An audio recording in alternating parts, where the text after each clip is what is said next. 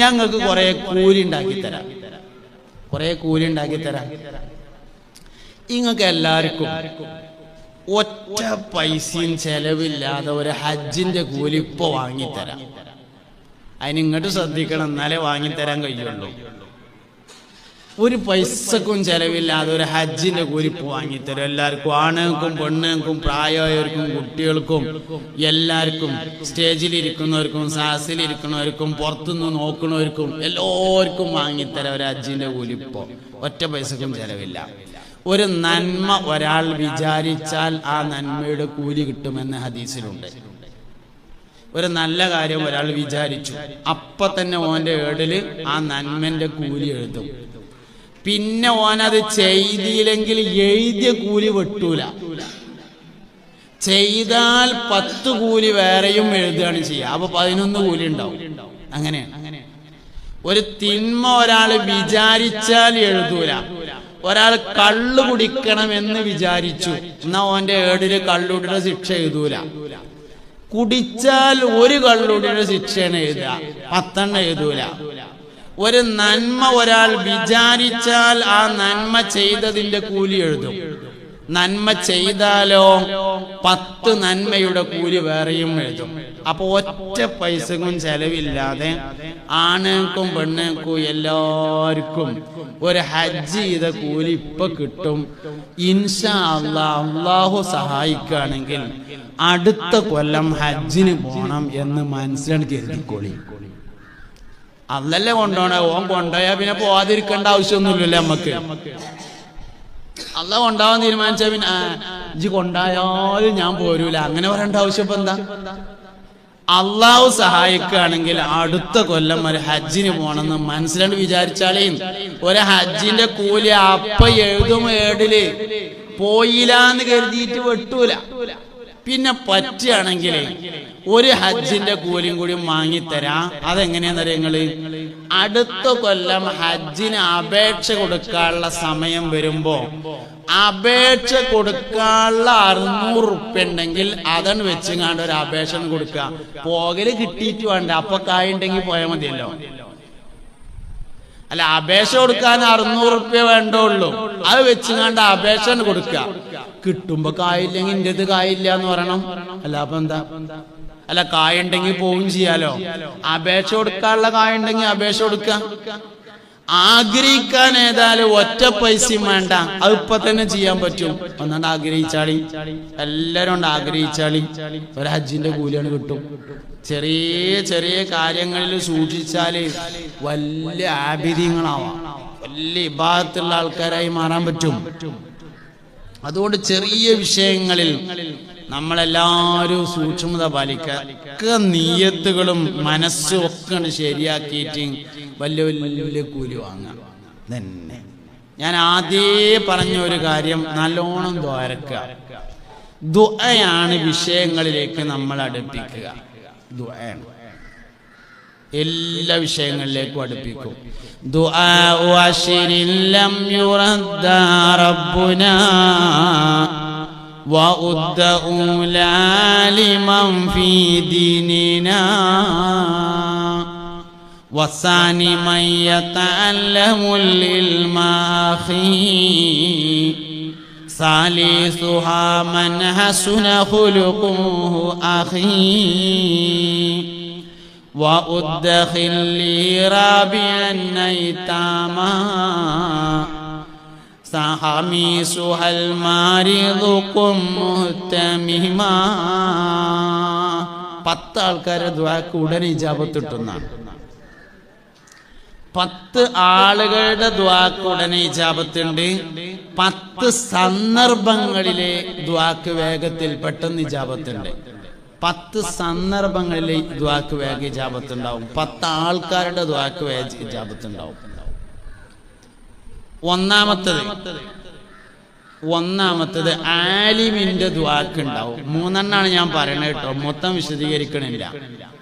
ഒന്നാമത്തത് ആലിമിന്റെ ദുആക്ക് ഇജാബത്തുണ്ട്.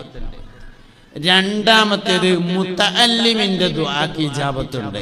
മൂന്നാമത്തേത് സൽസ്വഭാവിയുടെ ദുആക്ക് ഇജാബത്തുണ്ട്. മൂന്നാമത്തെ പറയാനാണ് ഞാൻ ആ വിഷയങ്ങളോട് പറഞ്ഞത്.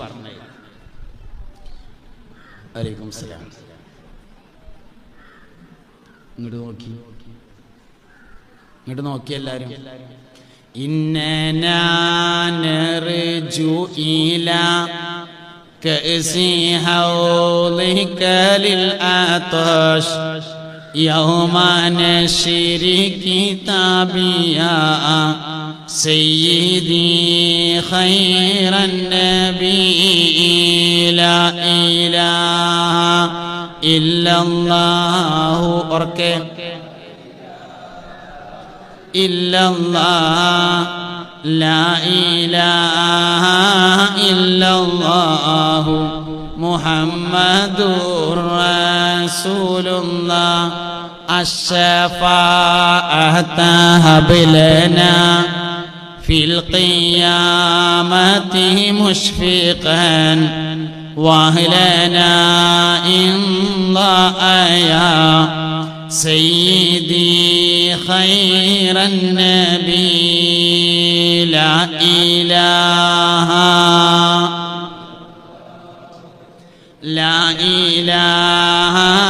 ഇല്ലല്ലാഹ് ലാ ഇലാഹ ഇല്ലല്ലാഹു മുഹമ്മദുർ റസൂലുള്ളാഹ്.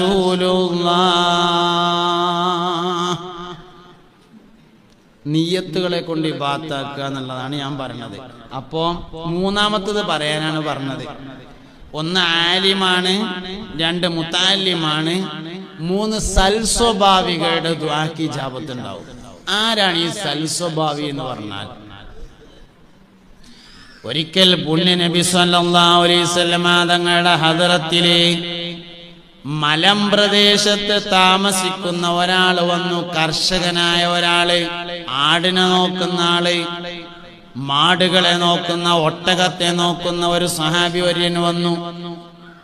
കുറേ സമയം സദസ്സിലിരുന്നതിന് ശേഷം പോകാൻ സമയത്ത് എഴുന്നേറ്റ് നിന്നുകൊണ്ട് അദ്ദേഹം ഒരു ചോദ്യം ചോദിച്ചു. മദ്ദീനു യാ റസൂലല്ലാഹ്, അള്ളാന്റെ റസൂലേ, ഇസ്ലാം ദീന് എന്ന് പറഞ്ഞാൽ എന്താണ് എന്ന് ചോദിച്ചു. എന്താണ് ഇസ്ലാം ദീൻ എന്ന് ചോദിച്ചു. അതില് പറഞ്ഞു, പുണ്യ നബി പറഞ്ഞു സല്ലല്ലാഹു അലൈഹി വസല്ലമ, അദ്ദീനു ഹുസ്നുൽ ഖുലുഖി എന്ന് പറഞ്ഞു. ദീൻ എന്ന് പറഞ്ഞാൽ സൽസ്വഭാവമാണ് എന്ന് പറഞ്ഞു. മൂപ്പര് ഉദ്ദേശം മറുപടി അതായിരുന്നില്ല. മൂപ്പര് ഉദ്ദേശിച്ചത് കുറച്ച് വിശദമായി നാട്ടിൽ പോയി ഇസ്ലാം ദീൻ എന്താണ് എന്ന് വിശദീകരിച്ചു കൊടുക്കാൻ പറ്റുന്ന കുറച്ച് കാര്യങ്ങൾ പറഞ്ഞു തരണം എന്നാണ് അദ്ദേഹം ഉദ്ദേശിച്ചത്. പക്ഷെ മറുപടി ഒറ്റ വാക്കിൽ ഒതുങ്ങി. അപ്പൊ മൂപ്പര് പോയില്ല, അവിടെ തന്നെ ഇരുന്നു. കുറച്ച് സമയം കഴിഞ്ഞിട്ട് രണ്ടാമത് എഴുന്നേറ്റു. എന്നിട്ട് ചോദിച്ചു, മദ്ദീനു യാ റസൂലല്ലാഹ്, അല്ലാഹുവിന്റെ റസൂലേ, ദീൻ എന്ന് പറഞ്ഞാൽ എന്താണ് എന്ന് ചോദിച്ചു. രണ്ടാമതും ചോദിച്ചു. പുണ്യനബി പഴയ മറുപടി തന്നെ ആവർത്തിച്ചു, അദ്ദീനു ഹുസ്നുൽ ഖുലുഖ്, ദീൻ എന്ന് പറഞ്ഞാൽ സൽസ്വഭാവമാകുന്നു എന്ന് പറഞ്ഞു. മൂപ്പര് പോയില്ല, അവിടെ തന്നെ ഇരുന്നു. അല്പസമയം കഴിഞ്ഞ് വീണ്ടും ചോദിച്ചു. അല്പസമയം കഴിഞ്ഞ് വീണ്ടും ചോദിച്ചു, ഇസ്ലാം ദീൻ എന്ന് പറഞ്ഞാൽ എന്താണ് എന്ന് ചോദിച്ചു. മൂന്നാം പ്രാവശ്യവും പുണ്യ നബി സല്ലല്ലാഹു അലൈഹി വസല്ലം മറുപടി പറഞ്ഞു, അദ്ദീനു ഹുസ്നുൽ ഖുലുഖ്, ദീൻ എന്നാൽ സൽസ്വഭാവമാണ് എന്ന് പറഞ്ഞു.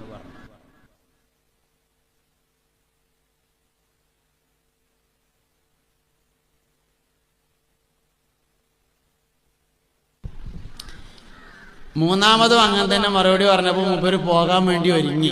അപ്പൊ നബി സല്ലല്ലാഹു അലൈഹി വസല്ലം തങ്ങൾ ഇങ്ങോട്ട് തന്നെ വിളിച്ചു. ഇങ്ങോട്ട് തന്നെ വിളിച്ചിട്ട് ചോദിച്ചു, വമാ ഹുസ്നുൽ ഖുലുഖി എന്ന് ചോദിച്ചു. സൽസ്വഭാവം എന്നാൽ എന്താണെന്ന് നിനക്കറിയാമോ എന്ന് ചോദിച്ചു തിരിച്ച്. അപ്പോൾ അദ്ദേഹം പറഞ്ഞു, അല്ലാഹു വറസൂലുഹു അലം, അള്ളാഹുവിനും അവന്റെ റസൂലിനും അറിയാം എന്ന് പറഞ്ഞപ്പോ നബി തങ്ങൾ പറഞ്ഞു സല്ലല്ലാഹു അലൈഹി വസല്ലം, ലാ തഗ്ലബ് അഹദാ, നീ ആരോടും ദേഷ്യപ്പെടാതിരിക്കലാകുന്നു സൽസ്വഭാവം എന്ന് പറഞ്ഞു. ശരിക്ക് സൽസ്വഭാവത്തെ ഒറ്റവാക്കിൽ ഒതുക്കാൻ കഴിയില്ല. എന്നാ പിന്നെ സൽസ്വഭാവത്തെ ഒറ്റവാക്കിൽ ഒതുക്കാൻ പറ്റുന്നത് ഈ ഹദീസിലാണ്.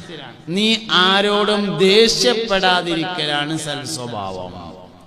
ഇനി നമ്മൾ ആലോചിക്കുക, നമ്മൾ സൽസ്വഭാവികളാണോ എന്ന് ആലോചിക്കുക. ദേഷ്യം വരുന്നുണ്ടോ? നമ്മൾ സൽസ്വഭാവികളല്ല. ഈറ പിടിച്ചിട്ട് ആൾക്കാരെ മേക്കെട്ട് അരിയിട്ട് അവസാനം പ്രഷറിനെ കുറ്റം പറഞ്ഞതുകൊണ്ട് കാര്യമൊന്നുമില്ല. നമുക്ക് അങ്ങനെയാണ്.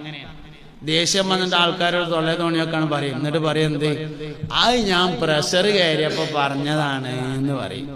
പ്രഷർ കയറിയാൽ ആൾക്കാരെ മേലക്ക് കയറും, മേക്കെട്ട് കയറും എന്നെവിടെയും പറഞ്ഞിട്ടില്ല. അങ്ങനെ ഒരു ന്യായമല്ല ശരിക്കും. സൽസ്വഭാവത്തെ ഒറ്റവാക്കിൽ ഒതുക്കാമെങ്കിൽ അത് ഒതുക്കാവുന്നത് ദേഷ്യപ്പെടാതിരിക്കുക എന്നതാണ്. അപ്പൊ നമ്മൾ എന്തു വേണം?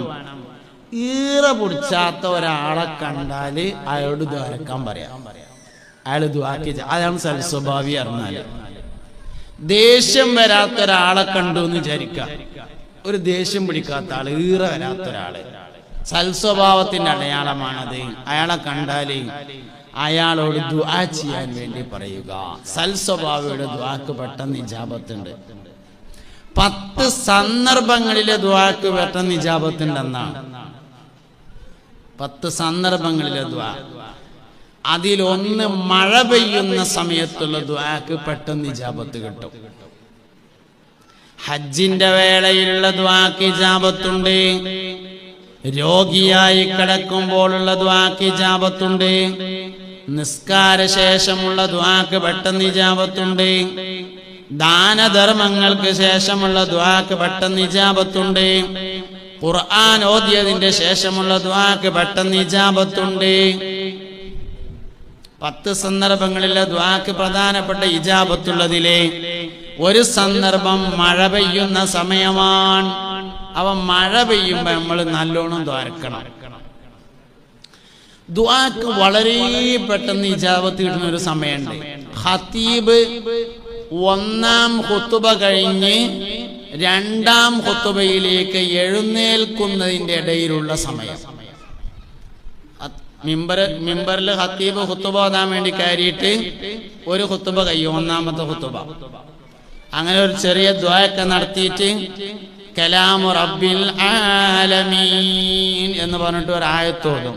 വൽ ഫജ്രി വലയാലിൻ അശ്ർ വശഫ്ഇ വൽ വത്ർ വല്ലൈലി ഇദാ യസ്ർ ഹൽ ഫീ ദാലിക ഖസമുൽ ലിദീ ഹിജ്ർ ബാറക്കല്ലാഹു ലനാ വലക്കും ബിൽ ഖുർആനിൽ അദീം എന്നൊക്കെ പറഞ്ഞിട്ട് ദ്വാരക്കും.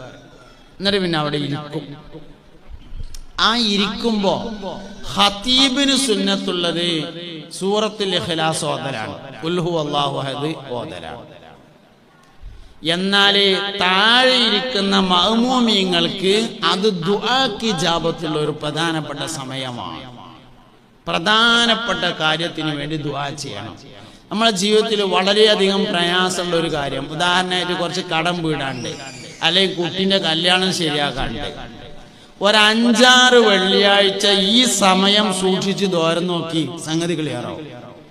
ഖതീബ് മിമ്പറിൽ ഇരിക്കുന്ന സമയം, 2 ഖുതുബന്റെ ഇടയിൽ ദുആയിലെ ഏറ്റവും പ്രധാനപ്പെട്ട ഒരു ഭാഗം ഹംദാണ്. അപ്പോൾ ഒരു അൽഹംദുലില്ലാ എന്ന് പറയാം. ദുആയിലെ വളരെ പ്രധാനപ്പെട്ട ഒരു ഭാഗം സ്വലാത്താണ്, അല്ലാഹുമ്മ സ്വല്ലി അലാ മുഹമ്മദ് എന്നും പറയാം. എന്നിട്ട് ഏത് ഭാഷയിലായാലും കുഴപ്പമില്ല, നമ്മളെ ജീവിതത്തിൽ വളരെ പ്രധാനപ്പെട്ട ഒരു വിഷയത്തിന് വേണ്ടി ദ്വാരക്കുക. പടച്ചോനെ എൻ്റെ കടം വീട്ടി സലാമത്താക്കി തരണേ. ഒന്നുമില്ലെങ്കിൽ എല്ലാ ദുആയും ഉൾക്കൊള്ളുന്ന ഒരു ദുആയുണ്ട്, അത് ദ്വാരക്കുക. റബ്ബനാ ആതിനാ ഫിദ്ദുനിയാ ഹസനതൻ വഫിൽ ആഖിറതി ഹസനതൻ വഖിനാ അദാബന്നാർ. ദുആക്ക് വളരെ പ്രധാനപ്പെട്ട, ദുആക്ക് ഇജാബത്തുള്ള ഒരു സമയമാകുന്നു അത്. ഇങ്ങനെ ദുആക്ക് ഇജാബത്തുള്ള സമയങ്ങൾ സൂക്ഷിക്കുക.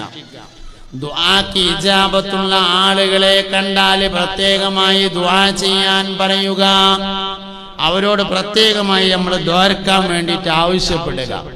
സാലിഹ്യങ്ങളായ ആൾക്കാരെ കാണുമ്പോൾ, സൽസ്വഭാവമുള്ള ആളുകളെ കാണുമ്പോൾ, യതീമിനെ കാണുമ്പോൾ യതീമിന്റെ ദുആക്ക് ഇജാബത്തുണ്ട്. ആലിമീങ്ങളെ കാണുമ്പോ, മുതഅല്ലിമീങ്ങളെ കാണുമ്പോ ഇങ്ങനെ നമ്മൾ നല്ലോണം ദുആ ചെയ്യുന്നവരാകുക. സ്വകാര്യതയിലുള്ള ദുആ, അത്താഴ സമയത്തുള്ള ദുആ, തഹജ്ജുദ് നിസ്കാരത്തിന് എഴുന്നേറ്റുകൊണ്ടുള്ള ദുആ, സുബ്ഹിന്റെ മുമ്പുള്ള ദുആ, ഇങ്ങനെ എല്ലാ സമയത്തും ഉത്തരം കിട്ടുന്ന എല്ലാ സമയത്തും ദ്വാരക്കുക. ചെറിയ കാര്യങ്ങൾക്ക് ദ്വാരക്കാം, വലിയ കാര്യങ്ങൾക്ക് ദ്വാരക്കാം. മലയാളത്തിൽ ദ്വാരക്കാം. അറബിയിൽ ദ്വാരക്കുമ്പോ ഏറ്റവും നല്ലത് ആരെങ്കിലും ഒക്കെ ദുആ ചെയ്ത ദുആ അതേമാതിരി ദ്വാരക്കലാണ്. ആയത്തിൽ പറഞ്ഞ ദുആ അല്ലെങ്കിൽ ഹദീസിൽ പറഞ്ഞ ദുആ അതുപോലെ ദുആ ചെയ്യലാണ് ഏറ്റവും നല്ലത്. കാരണം എന്താ വെച്ചാല് ദുആയിൽ കുറെ മര്യാദക്കേട് വരാൻ സാധ്യത ഉണ്ട് എന്നാണ്. അടിമയായ മനുഷ്യൻ ഉടമയായ അള്ളാഹുവിനോട് ഒരു സംസാരം നടത്തുമ്പോ അതിലൊരുപാട് മര്യാദ സൂക്ഷിക്കണം. നമ്മൾ സാധാരണ ഒരു മുതലാളിനോട് വർത്താനം പറയുമ്പോ തന്നെ കുറെ ശ്രദ്ധിച്ചാലുള്ള പറയാം. അല്ലെങ്കിൽ നമ്മളൊരു സാധാരണ ഒരു പഞ്ചായത്ത് പ്രസിഡന്റിനോട്, അല്ലെങ്കിൽ ഒരു ജില്ലാ പഞ്ചായത്ത് പ്രസിഡന്റിനോട്, അല്ലെങ്കിൽ ഒരു ജില്ലാ കലക്ടറോട് നമ്മൾ സംസാരിക്കുകയാണെന്ന് വിചാരിക്കുക. എന്നാൽ അതിന്റെ കുറെ മര്യാദകൾ പാലിച്ചാണ് സംസാരിക്കുക. ഇത് രാജാക്കന്മാരുടെ രാജാക്കായ മലിക്കുൽ മുലൂക്കായ അല്ലാഹു റബ്ബുൽ ഇസ്സത്തിനോടാണ് പറഞ്ഞത്. അതുകൊണ്ട് പറയണതിന്റെ മര്യാദ പാലിക്കണം എന്നാണ്. അദബുകൾ പാലിക്കണം. അദബ് പാലിക്കാൻ കഴിയണമെങ്കിൽ അദബ് പാലിച്ച് പറഞ്ഞ ആരുടെയെങ്കിലും ദുആ അതേമാതിരി എടുക്കലാണ് ഏറ്റവും നല്ലത്. ഹദീസിൽ വന്ന ദുആ, ആയത്തിൽ വന്ന ദുആ, അമ്പിയാക്കൾ ദുആ ചെയ്ത ദുആ, ഇങ്ങനെയുള്ള ദുആകൾ എടുത്തിട്ട് ദ്വാരക്കുക. അതാണ് ഏറ്റവും നല്ലത്. അറബിയിലാവുമ്പോൾ. മലയാളത്തിലാവുമ്പോഴും സൂക്ഷിക്കേണ്ടത് തന്നെയാണ്. മര്യാദക്കേടുള്ള ദുആ ദ്വാരക്കാൻ പാടില്ല. നാലും പഠിച്ചോലെ ജിന്നെങ്ങനെ ആക്കി തീർത്തില്ലേന്നും ദ്വാരക്കാൻ പാടില്ല. നമ്മളങ്ങനെയൊക്കെ എന്ത് കാര്യം ചെയ്തിട്ടാണ് റബ്ബേ എന്നോട് ഇത്രയും കടുപ്പം കാട്ടുന്നത് പഠിച്ചോനെ, അങ്ങനെ ദ്വാരക്കാൻ പാടില്ല. ഞമ്മക്ക് നിഅമത്തുകൾ അള്ളാഹുവിന്റെ ഭാഗത്ത് നിന്നാണെന്ന് മനസ്സിലാകൂല. എന്നാൽ പ്രയാസങ്ങൾ അള്ളാഹുവിന്റെ ഭാഗത്ത് നിന്നാണെന്ന് വേഗം മനസ്സിലാവും.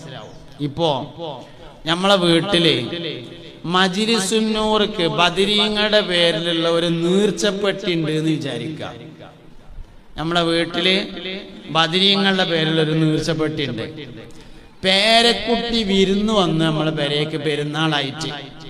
അപ്പൊ വിരുന്ന് വന്നപ്പോ ബസ്സിലൊക്കെ കയറിയിട്ട് വൈക്കുന്ന കുറെ ആൾക്കാരൊക്കെ കണ്ടുകാണ്ട് എന്തൊക്കെയാന്നറിയില്ല വീട്ടിൽ വന്നു നോക്കുമ്പോ നന്നായി പനിക്കണുണ്ട്, കുട്ടിക്ക് ചെറുതായിട്ടൊരു ഛർദിയൊക്കെ ഉണ്ട് എന്ന് വിചാരിക്കാം. എന്നാ നമ്മള് വേഗം ഒരു 10 ഉറുപ്പിക എടുത്തിട്ട് ഒരു ഫാത്തിഹ ഓതി, ആയത്തിനെ കുറിച്ച് ഓതിയിട്ട് കുട്ടിന്റെ തലയൊക്കെ ഉയിഞ്ഞങ്ങാണ്ട് ബദരീങ്ങളുടെ നീർച്ചപ്പെട്ടിയിലിടും. എന്നാല് പേരക്കുട്ടി വന്നപ്പോ പനി ഉണ്ടായില്ല, വയറ്റു നോക്കില്ല, ഛർദില്ല, ആ 10 ഉറുപ്പിക ഇടൂല്ല. ഇതാണ് വ്യത്യാസം. നമുക്ക് പ്രയാസങ്ങൾ വരുമ്പോൾ അള്ളാഹുവിനെ ഓർമ്മ വരും, സന്തോഷം വരുമ്പോൾ അള്ളാഹുവിനെ ഓർമ്മ വരൂല. ഒരു കാറ് വാങ്ങി നമ്മൾ എന്ന് വിചാരിക്കാം. അങ്ങനെ കാർ ഇങ്ങനെ പോകുമ്പോ എവിടെയെങ്കിലും ഒന്ന് തട്ടി, എന്നാ തട്ടിയ ഡേറ്റ് ഓർമ്മ ഉണ്ടാവും, തട്ടിയ സ്ഥലം ഓർമ്മ ഉണ്ടാവും, തട്ടിയ സമയം ഓർമ്മ ഉണ്ടാവും. അപ്പൊ വണ്ടിയിൽ ആരൊക്കെ ഉണ്ടായിരുന്നത് എന്ന് ഓർമ്മ ഉണ്ടാവും. കാറ് വാങ്ങിയത് ഓർമ്മ ഉണ്ടാവില്ല. കാറ് വാങ്ങാൻ പോയപ്പോ ആരേ ഉണ്ടായിരുന്നത്, ഇളയമുണ്ടായിരുന്നു എന്ന് തോന്നുന്നുണ്ട്. എന്നാ കാറ് തട്ടിയപ്പോ ആരുണ്ടായിരുന്നു എന്ന് ഓർമ്മ ഉണ്ടാവും. എന്താ കാര്യം? പ്രയാസങ്ങൾ നമ്മൾ വേഗം അള്ളാഹുവിലേക്ക് ചേർക്കും, നിഅമത്തുകൾ അള്ളാഹുവിലേക്ക് ചേർക്കൂല. മൈഗ്രെയിൻ തലവേദന ഉണ്ടായി. ഇപ്പൊ ഈ ക്ലാസ്സിനൊക്കെ വന്നുങ്ങാണ്ട് ഒച്ചപ്പാടും ബഹളമൊക്കെ കേട്ട് മൈക്കന്റെ ശബ്ദമൊക്കെ കേട്ടുങ്ങാണ്ട് ചെന്നപ്പോ മൈഗ്രെയിൻ ഉണ്ടായി, തലവേദന. 15 മിനിറ്റ് ഭയങ്കര വേദന. അല്ലോ എപ്പ നോക്കിയാലും തലവേദന എന്ന് പറയും. സംഗതി 23.25 മണിക്കൂർ തലവേദന ഇല്ലാത്തത് അപ്പുറത്തുണ്ട്. കാമണിക്കൂറാണ് അല്ലെങ്കിൽ അരമണിക്കൂറാണ് തലവേദന ഉണ്ടായത്. തലവേദന ഇല്ലാത്ത 23.5 മണിക്കൂറിനെ അരമണിക്കൂർ തലവേദന ഉണ്ടാകുമ്പോഴേക്ക് നമ്മൾ മറക്കും. നിഅമത്തുകളെ ഓർക്കാറില്ല, നിഖമത്തുകളെയാണ് ഓർക്കാറുള്ളത്. പ്രയാസങ്ങളെ നമ്മൾ ഓർക്കും, സൗകര്യങ്ങളെ ഓർക്കൂല. സൗകര്യങ്ങളെ ഓർക്കുമ്പോഴാണ് ദുആ ചെയ്യാൻ കഴിയുക. പ്രയാസങ്ങൾക്ക് മാത്രം ദ്വാരന്നാ പോരാ, സൗകര്യങ്ങൾക്കും ദ്വാരക്കണം എന്നാണ്. പടച്ചോനെ റബ്ബേ, അതായത് നമ്മൾ പരീക്ഷണമായി വിചാരിക്കുന്നത് രോഗത്തെ മാത്രമാണ്. ശരിക്കും പരീക്ഷണം എന്ന് പറഞ്ഞാൽ ആരോഗ്യവും പരീക്ഷണമാണ്. നിഅമത്താനി മഗ്ബൂനും ഫീഹിമാ കസീറും മിനന്നാസ് അസ്സിഹത്തു വൽ ഫറാഉ. ദണ്ണല്ല എന്നുള്ളതും പരീക്ഷണാണ്. അസുഖമുണ്ടായി എന്നത് മാത്രല്ല പരീക്ഷണം. ദണ്ണത്ത് കടന്ന് നമ്മൾ കാല് കേടുന്നു, കാലിൻ്റെ ഉള്ളിൽ കൂടെ കമ്പിട്ട് ഭയങ്കര വേദനയാണ്. അപ്പൊ നമുക്ക് തന്നെ തോന്നും, പടച്ചോനെ എന്തിനാണ് ഇന്നങ്ങനെ പരീക്ഷിക്കണത് എന്ന് തോന്നും. കാല് കേടുന്നില്ല, കാലിൻ്റെ ഉള്ളിൽ കൂടെ കമ്പില്ല, അത് വേറൊരു പരീക്ഷണാണ്. പക്ഷെ അത് നമുക്ക് പരീക്ഷണമായിട്ട് തോന്നൂല. ഇതെല്ലാം നമ്മുടെ ദുആയിൽ പ്രതിഫലിക്കും. അല്ലാഹുവേ പടച്ചോനെ, റോഡിൽ ചതച്ചരച്ച് മരിപ്പിക്കല്ല അല്ലാഹ് ദ്വാരക്കും. നമ്മള് എന്താ പറഞ്ഞത്? അല്ലാഹുവേ റോഡിൽ ചതച്ചരച്ച് മരിപ്പിക്കല്ലേ അല്ലാഹ്. അപ്പൊ പടച്ചോന്റെ പണി ഇപ്പൊ എന്താ? റോട്ടുമിട്ടിട്ട് ഇങ്ങനെ അരക്കുക. ഇങ്ങനെയൊക്കെ ഓരോ വിചാരം. ഇതൊക്കെ നമ്മൾ ദുആയിൽ വരുന്ന ഓരോ സാധന. മലയാളത്തിലെ ദുആയിൽ വരും ഇങ്ങനത്തെ ഓരോ സാധനങ്ങള്. അള്ളാന്റെ പണി റോട്ടുമിട്ടിട്ട് അരക്കലല്ല, അത് വേറെ വണ്ടി വരുന്നത് നോക്കാതെ കയറിയതാണ് കൂടുവയ്യുന്ന്. അത് പടച്ചോ അരച്ചോ എന്നല്ല, അത് പോയിങ്ങാണ്ടാണ് അരഞ്ഞതാണ്. എന്നിട്ട് അതിനും കുറ്റം പടച്ചോന്. പടച്ചോന്റെ പണി എന്താ? അല്ലാഹുവേ റോഡിൽ ചതഞ്ഞരഞ്ഞ് മരിക്കുന്നതിനെ തൊട്ട് കാക്കണേ അല്ലാ. അതാണ് അള്ളാന്റെ പണി. കാക്കലാണ് അള്ളാന്റെ പണി. ദണ്ണം തരരുത് അല്ലാ, കേട് തരരുത്, ക്യാൻസർ തരരുത്, കുഷ്ഠം തരരുത്, വെള്ളപ്പാണ്ട് തരരുതേ. അള്ളാന്റെ പണി ഇപ്പൊ എന്താ? കുഷ്ഠുണ്ടാക്കി. കുഷ്ഠുണ്ടാക്കണത് എന്താ? അത് എന്റെ മനസ്സ് കേടുന്നതുകൊണ്ട് കുഷ്ഠുണ്ടായതാണ്. മാനസികമായ അസുഖമാണ്. ഇസ്ലാമികമായ അധ്യാപനം അനുസരിച്ച് രക്തരോഗമാണ്. ഭൗതികമായ ശാസ്ത്രവിജ്ഞാനം അനുസരിച്ച് കുഷ്ഠരോഗം എന്ന് പറയുന്നത് രക്തം കേടുവരുന്നതാണ്. അല്ലാതെ അപ്പൊ നമുക്കുണ്ടാവുന്ന വിപത്തുകൾ, ബുദ്ധിമുട്ടുകൾ അള്ളാഹുവിലേക്ക് ചേർക്കാൻ പറ്റൂല. സംഗതി അത് പടച്ചോനെ കാരണം, പക്ഷെ ചേർക്കാൻ പാടില്ല. ഇതിപ്പോ നമ്മള് ബൈത്തുല്ലാഹി എന്ന് പറയും. ഈ നിൽക്കുന്നത് ബൈത്തുല്ലാഹി, അള്ളാന്റെ വീട്. പള്ളി അള്ളാഹുവിന്റെ വീടാണെന്ന് നമ്മൾ പറയും. അമ്പലാരതാ? അമ്പലും അള്ളാന്റെ തന്നെയാണ്, പക്ഷെ അള്ളാന്റെ വീട് എന്ന് പറയാൻ പാടില്ല. കാരണം എന്തേ? അത് അള്ളാഹുവിലേക്ക് ചേർക്കാൻ പറ്റുന്നതല്ല. നല്ലതാണ് അള്ളാഹുവിലേക്ക് ചേർത്ത് പറയാ, അല്ലാത്തത് മനുഷ്യരിലേക്ക് ചേർത്തിട്ടാണ് പറയാ. ഇബ്രാഹിം നബി അലൈഹിസ്സലാം പറഞ്ഞിട്ടുണ്ട്, വഇദാ മരിദതു ഫഹുവ യശ്ഫീൻ. വഇദാ മരിദതു, ഞാൻ രോഗിയാകുമ്പോൾ, ഫഹുവ യശ്ഫീൻ, അല്ലാഹു ശിഫയാക്കുന്നവനാണ്. ഇബ്രാഹിം നബി അലൈഹിസ്സലാം തോരുന്നുണ്ട്, ഞാൻ രോഗിയാകുമ്പോൾ അല്ലാഹു ശിഫയാക്കുന്നവനാണ്. അപ്പൊ രോഗിയാകുന്നത് ഞാനാണ്, ശിഫ നൽകുന്നത് അല്ലാഹു ആകുന്നു എന്നർത്ഥം. മോശമായതിനെ നമ്മളിലേക്ക് ചേർക്കുകയും നല്ലതിനെ അള്ളാഹുവിലേക്ക് ചേർക്കുകയും ചെയ്യണം എന്നത് ദുആന്റെ പ്രധാനപ്പെട്ട ഒരു അദബാണ്.